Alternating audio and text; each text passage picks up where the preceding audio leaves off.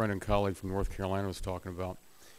I know some of my colleagues up here have already heard me talk about this, but I represent the largest, I think I still represent the largest manufacturing district in Ohio. I haven't seen the new NAM numbers out, but I also represent the largest ag district.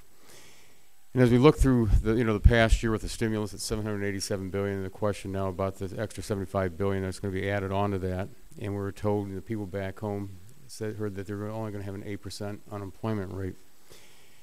And then, of course, the latest numbers, U.S. were at 10%. Ohio's are at 10.9%. I represent 16 counties, 4 of which are over 14% and one over 15%. And so, a lot of the folks out there, and I met with my constituents yesterday in 2 different counties for over 8 hours, meeting with a person every 5 to 7 minutes for 8 hours. And, they're looking at what we're doing here in Washington. They don't see the effects. And I just kind of like to look at your testimony on page 2. And I just want to make sure I understand what we're talking about here. You say that more than 1 million small businesses will receive a tax cut from the Latta proposal, which will extend a $5,000 tax credit to small business for every new job. New job. Again, I think that you've kind of pointed it out. A lot of places have cut back, but in our areas, not only have we had massive unemployment cuts right now, but or employment cuts, I should say, but we've also had the same situation that we got a lot of plants working with people at 32 hours. And so, I've got I talk to these people constantly across my district. And, the first thing they want to try to do is get their people back up from 32 hours to working full time. And then the plants that are still out there holding on by their fingernails are saying, what we're going to do, we'll hold at where we are right now and see how long we can go with the same employees.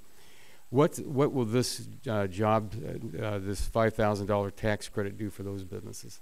So in particular, businesses that are not expanding their hiring, but that will expand their hours for existing. That's one of the key reasons why it's not just a jobs, but jobs and wages tax credit. And basically what will happen is as long as you expand your Social Security payroll, which you would if you increase the number of hours worked for an existing employee, you would also be eligible for a tax credit. So we can walk through with you the details, but the logic is precisely to get at the types of firms you're discussing. And not only that, but frankly, even for firms where the workers are already working 40 hours a week, to induce an increase in wages paid and provide some tax incentive for small businesses to do that too. So as long as they have an increase in their Social Security tax per the employee that's already their aggregate employed. Social Security payroll, correct. That would happen if workers at the same wages worked more or at the same hours earned more. Okay, let me ask this question.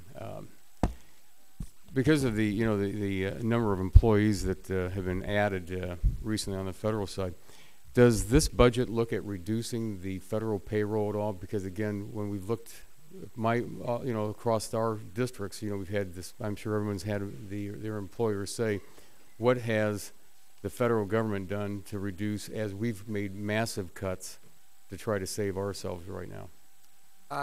There has been an increase in the federal workforce over the past several years, mostly in the Department of Defense, the Department of Homeland Security, the Department of Veterans Affairs, and so on and so forth.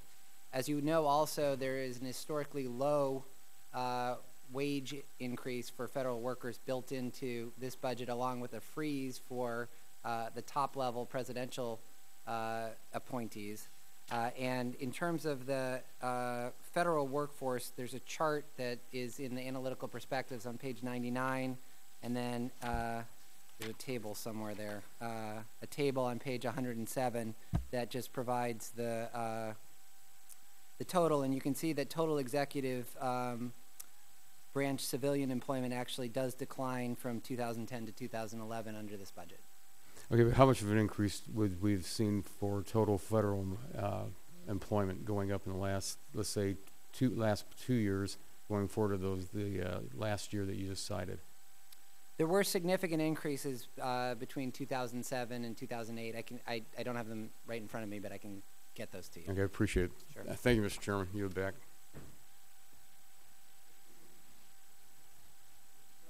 Thank you, Mr. Chairman. I believe everything should be on the table.